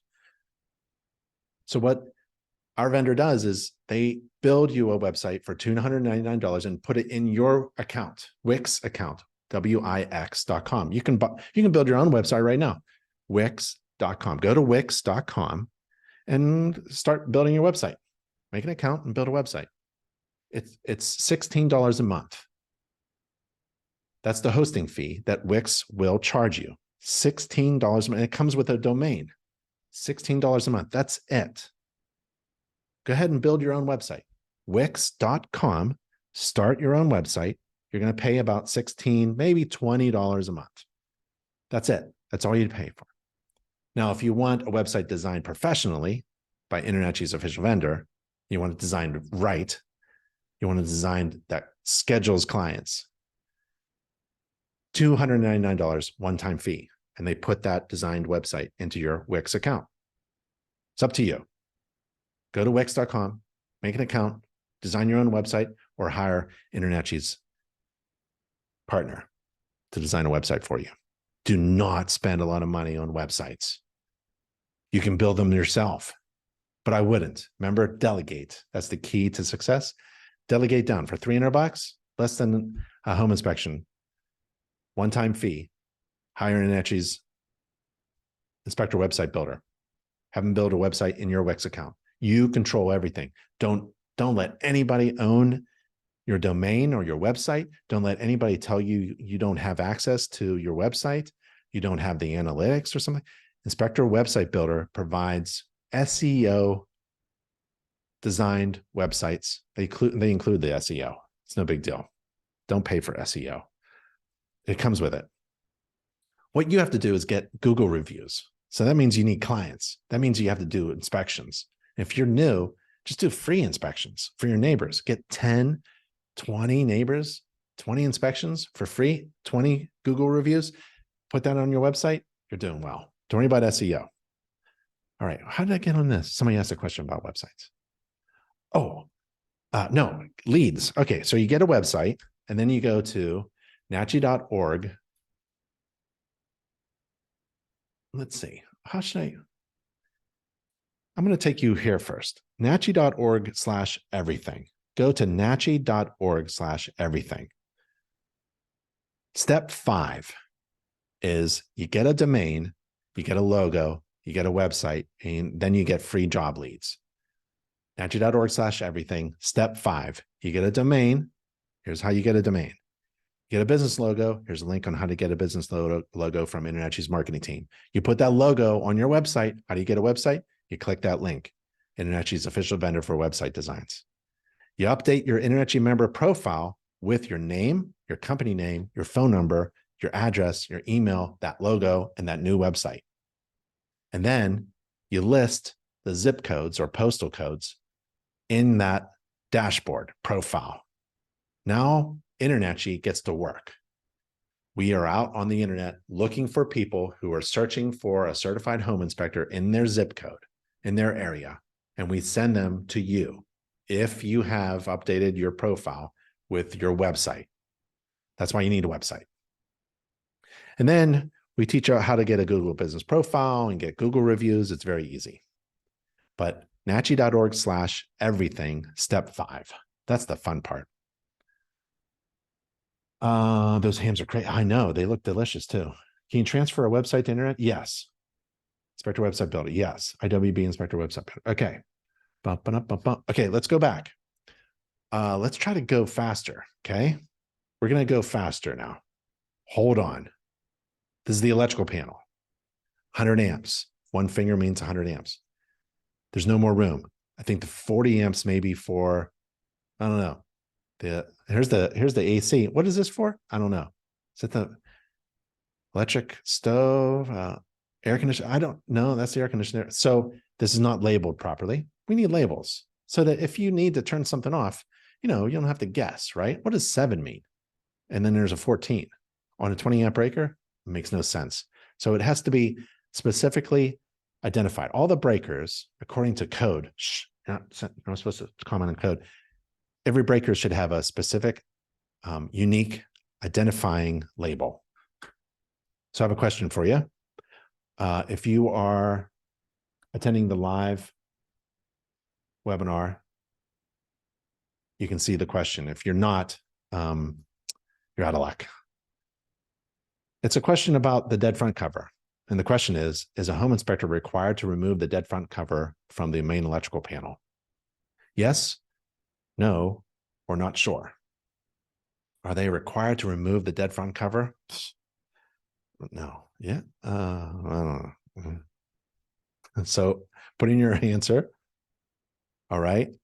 Most of you are answering correctly. And 3 and 2 and 1 participating. Any more answers? End the poll and share the results. Okay.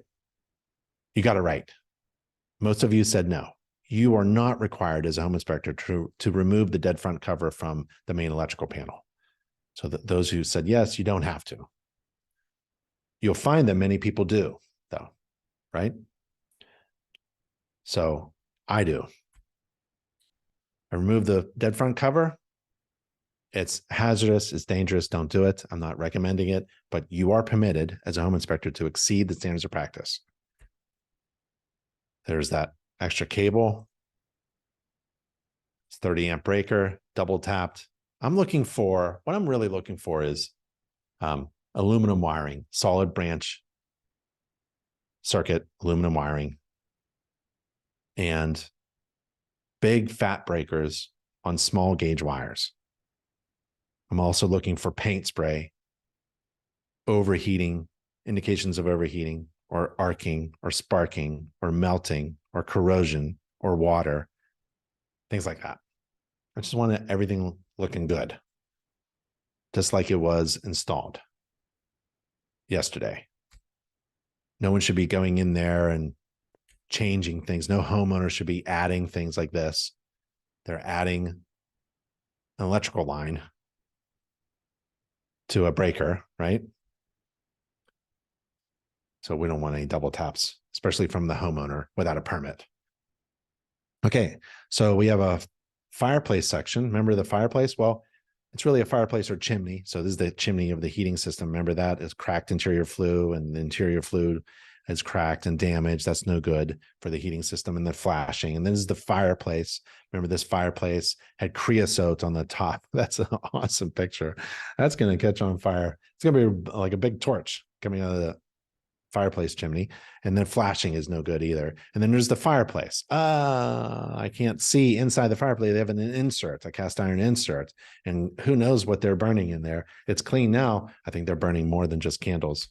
And there's damage. This has been overheated, maybe because of the fuel that they're burning. Maybe it's not just wood or something. And then the structural masonry units inside the fireplace insert, which may or may not stay. I don't care. I'm inspecting what's installed right there. This is damaged. You don't want fire and heat to go through the firebox materials. And that's what's happening here. So that's a fire hazard.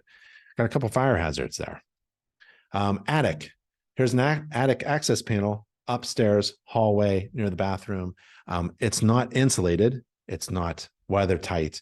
This is essentially a hole in the building envelope. This is outdoor air, right? It's ventilated. This is the attic space, cold air. I mean, you're conditioning the interior of the home air, and then it's just venting right out through. It's exhausting right out. And speaking of exhausts, every bathroom exhaust fan, mechanical vent, needs to terminate outside, needs to exhaust outside, not into the attic, outside the building envelope. If you exhaust moist, warm air into the attic space, like this one, in a cold climate, it can produce condensate, moisture problems, mold. It causes a lot of problems. It reduces the insulation value because it's damp and wet. Well, here we actually have missing insulation. So there's a few things here that can be improved. And as a homeowner, it's kind of fun to work on things like this. You can get you can go to the Home Depot or Lowe's and get, things and try to vent it outside. You may need some assistance with a roofer to get through the roof if you're going to vent through the roof or through a soffit vent or something like that. But this is not good either. This is missing a containment box. It's called an electrical box, where you have wire connections inside that's containing that connection. It holds it and also protects it. And that's no good.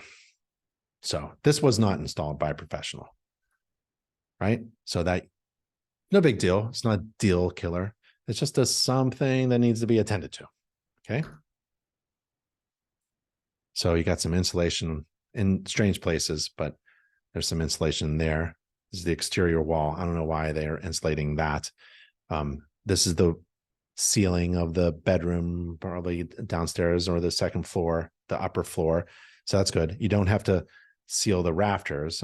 You know, I don't know what they're thinking here. This is the exterior wall. This is a gable vent. So I don't know what they're thinking. So there's that. I'm looking for water, penetration water coming through. Looks like possibly the plywood was replaced with the roof. Remember, there was a newer roof and an older roof. Maybe this was replaced. Look, looks good. Hardly any insulation. These are 2x6s. I'm standing on them. And you could see the thickness of the insulation is maybe 3 or 4 inches thick. Not thick at all. Should be about 12 inches thick in this climate zone. And there's a fan here. I didn't see it outside, actually. I don't know what it's doing. Is it exhausting? Maybe this is the bathroom here. So I'll take a look. I'll try to remember what the heck this is. But I'm going to take a picture of it and ask the seller to explain it to my client what this is. There's ductwork here, but they moved the insulation. So there's missing insulation. They just moved the insulation, installed the ductwork in the ceiling, and didn't put it back. Thanks. There's some ductwork there, some ductwork there. Again, there's the penetration into the ceiling through the plaster ceiling there, and they just moved the insulation around, but really didn't put it back together very well. So I'm taking pictures of a lot of things, just so I can, 1, share really valuable information that's in the picture, or 2, just document things. Like I'm documenting a lot of things with a lot of those pictures. Bathrooms. Bathrooms aren't a section in the standards of practice. They are kind of, but they're within the plumbing section. In my inspection report, I put bathrooms as a separate section. And here's the lowest floor half bath. There's the toilet, the sink, the sink there. Main bathroom.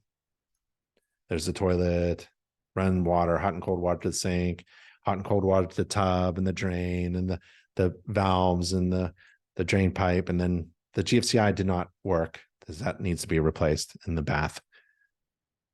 And I pull the diverter valve and hit the shower, and then I flush the toilets again. And I want functional flow out of the shower while multiple systems are on, multiple fixtures are on. Hallway bathroom, flush the toilet, run the sink, look for plumbing leaks. It's the same thing. There's no GFCI receptacle in this bathroom. There's no receptacle at all in this bathroom. Sometimes on an older bathroom, being a light fixture, there's nothing there. When there's carpeting around the floor, that's not really sanitary. I'll take a look at what the carpeting is hiding or just covering. I don't want to say hiding. I'm not here to point fingers and accuse people of hiding things, but sometimes it's valuable to lift the carpeting and take a look underneath. So I'll do that. There's the main vent, cast iron vent pipe. Remember that cast iron vent pipe with the terrible flashing on the roof? Here's the stack here. Can't see anything really. That's it. That's all I get to see of the main stack. Sewer vent coming in. Remember the water line coming in, public water line through a meter? That was the stack going out. If I can't see it, I can't report upon it. The interior is basically a representative number of windows, doors, receptacles. You turn on the light fixtures. You can't do everything. So it's always a representative number. This is an older house, has 2-prong outlets, hot, neutral, no ground, essentially. They could be replaced or updated. I would do that in a room that's used as an office or the kitchen, certainly. And if anything is updated, you need the AFCI and GFCI. I'd bring it up to code. The interior looks pretty good. Taking pictures of things.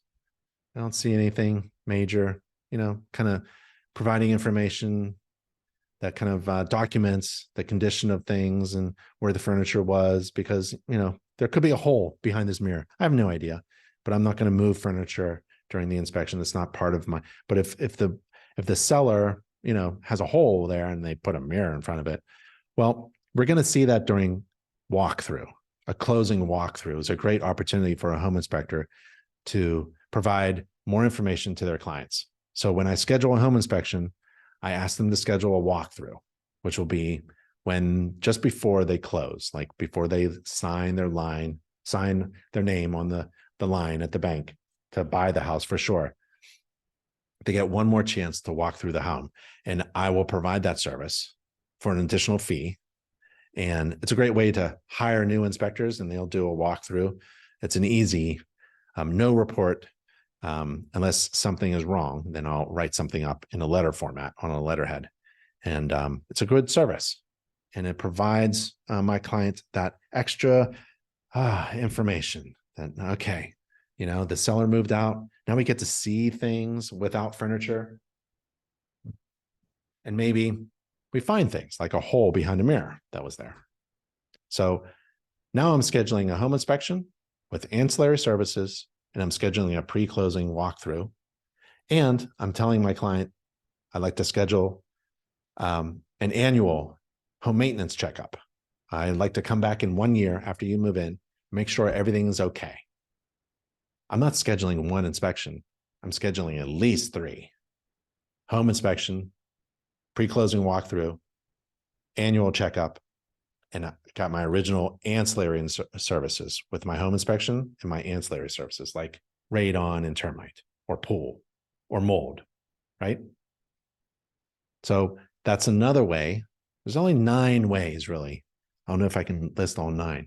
There are 9 ways to make more money in this business. And one of them is ancillary inspections. Ancillary inspections is a great opportunity for a home inspector to increase gross revenue without increasing your time. That's one of those ways where we can increase that numerator of that fraction, increase gross revenue without increasing your time. Maybe an ancillary inspection, like a sewer scope inspection, will take an extra 15, 30 minutes. That's not bad. For an additional $300 or $400, not bad at all. So it's money divided by time, gross revenue divided by the time. Interior fixtures, there's the skylights, they're always leaking. I see a water stain here that was painted. I'll put that in the report. I use a moisture probe and moisture meter. Little damage here, maybe from a pet or some furniture moving through the sliding door. Lower kitchen, remember that lower kitchen there? Got to it. There's the propane fueled stove, range, and oven. Not a good idea. So this is a fire hazard. I've seen this many times where you put a big pot, right? You're boiling water or something, sauce. You have a big pot and the flames roll out from underneath the pot and hit the side wall. And this isn't like a fire rated wall, which it never is. Then it's going to catch on fire. It has a potential to catch on fire. I think it's already scorched that area. Turn on the oven, and the fan does not exhaust outside, and the appliance is plugged in with an extension cord. That's not very good. And run water at the sink, look for leaks underneath. This is a deteriorated P-trap. It's an S-trap, actually. It's a vent problem. This is a soft brass, chrome-plated trap. It's probably going to crush in my hand. That's okay. It's okay to do damage during an inspection. You're supposed to. Upper kitchen. The floor is okay. This is the main kitchen. Downstairs is like an apartment kitchen, ancillary, additional kitchen. So checking out the water and the drainage, GFCI protection, dishwasher, I'll turn that on, and the basic vent that doesn't vent outside. Electric, we saw the breaker at the panel, electric range and oven. Now the inspection report. I'll get to the inspection report. And there's the first section, roofing. Let's see. Do we have any questions? Did you navigate through the attics that didn't have a walk? Yeah, but you don't have to. So if you wanted to disclaim it and not enter an attic space, which is a dangerous place. I've fallen through an attic floor because my foot slipped on a rafter, but it only happened once in 12 years. Look like the toilets didn't meet the distance requirements. Yeah, sometimes they don't on an older home. I'm not jumping up and down about it. I'll take a picture of it. If it's really a problem, like the door bangs into, the bathroom door bangs into the toilet, or the cabinet is not really accessible because the shower's in the way, or something like that, something obvious, I'll put it in the report. but this is an older home built a long time ago. And I get to choose, because I'm a home inspector, what codes and standards and building practices I can refer to.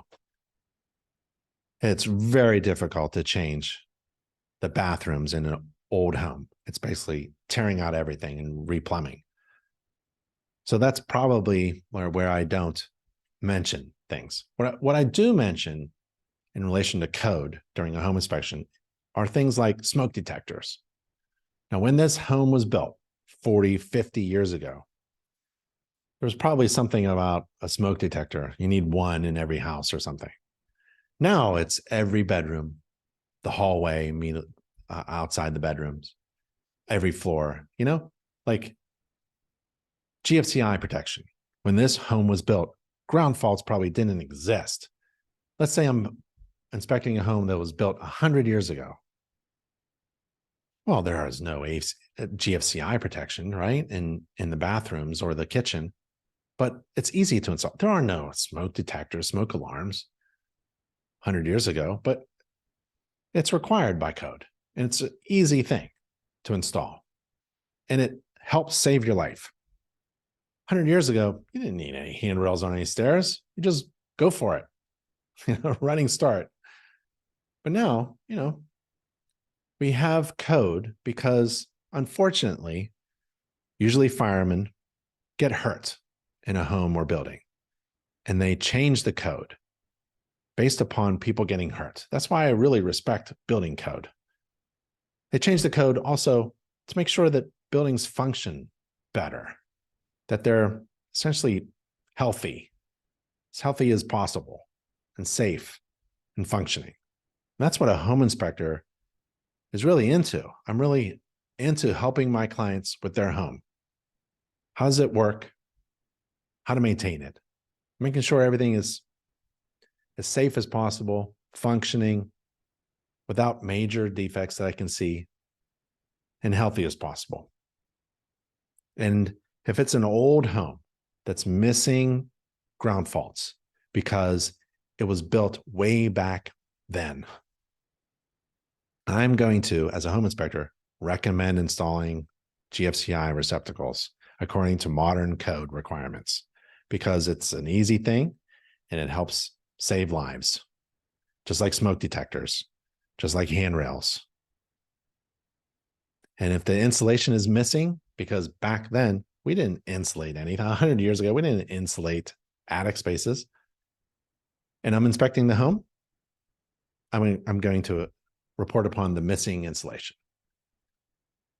Ideally, if I'm doing my job well, in my opinion, I'm inspecting every home and building without regard to when that home was built, unless I'm doing like a permit inspection, making sure, a permit was pulled and when did this addition, when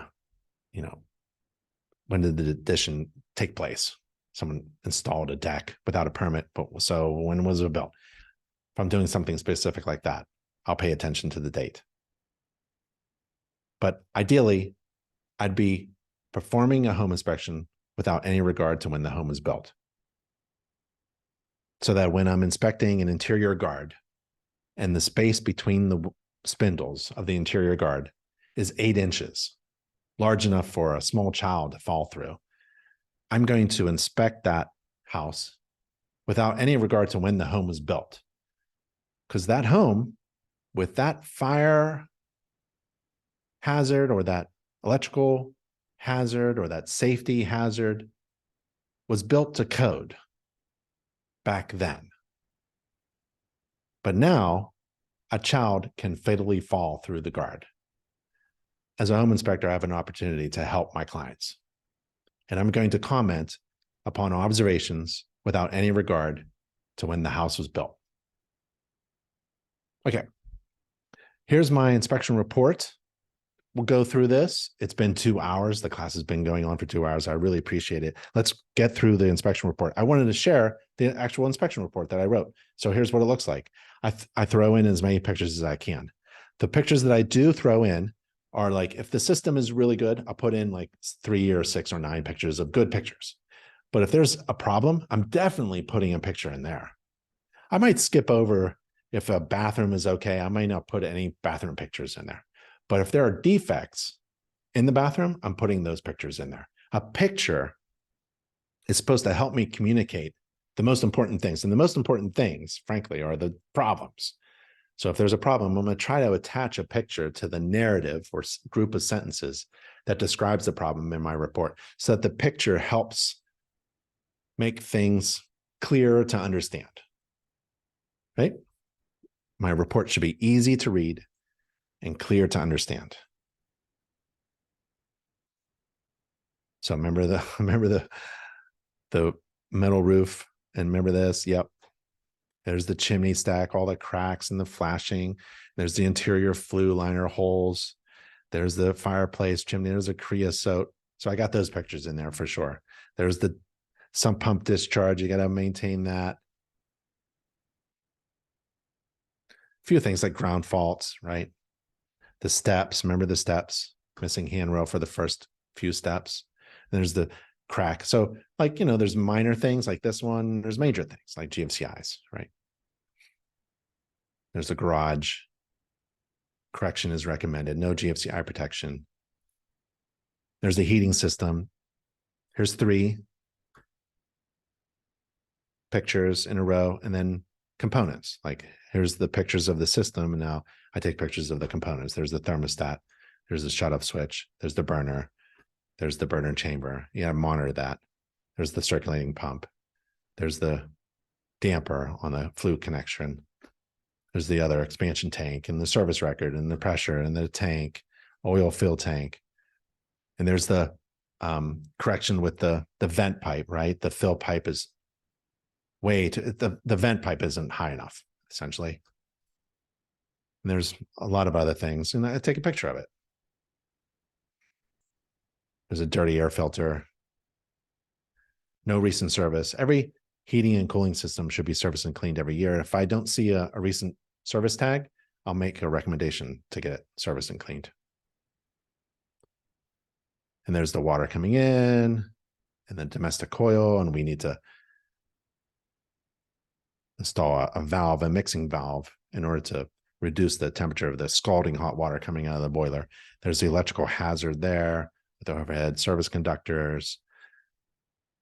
There's the basement. Oh, I did put the ham in the picture. I usually don't do that. And then there's the sump pump. There's the lowest level information, upper level information. There's the attic. There's some water penetration in the past. And electrical wires. The bathroom fan doesn't exhaust outside, and missing insulation, and the door itself. And then the bathrooms, just skip over things.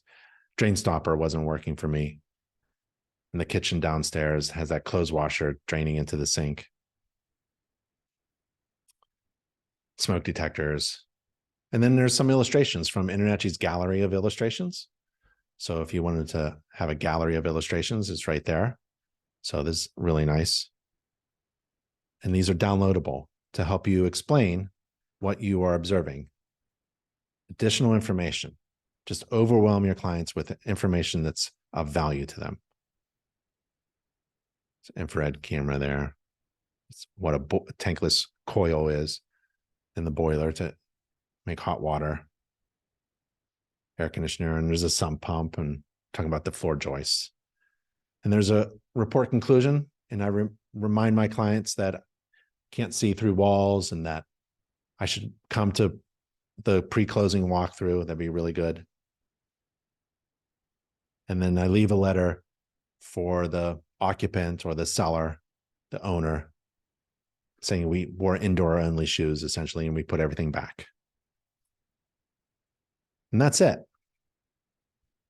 I want to thank you for the webinar. It was a lot of fun. And hope you had fun during the webinar. And these URLs, let me share these URLs with you one more time. They're really important. So we've got nachi.org/contact. Remember I talked about a key to success in business is to delegate to someone else who can do things for you? Well, there's 28 people that work at InterNACHI, and they all work for you. I'm one of them. You can contact me anytime. I'm on the contact page, and I'll help you out as much as possible. There are the free webinars. That's nachi.org/webinars. And there's everything you need. 15 steps to success at nachi.org/everything. So I put those 3 URLs for you. Those are the most important URLs. Contact, webinars, and everything. nachi.org/contact, nachi.org/webinars, nachi.org/everything. And I want to thank you. That was a lot of fun. Thank you so much. Stay safe out there. If you want to become a home inspector and need help, feel free to reach out to our resources at InterNACHI. It's been a pleasure. Stay safe, and I'll see you on the next inspection. I'm Ben Gromicko from InterNACHI. Bye.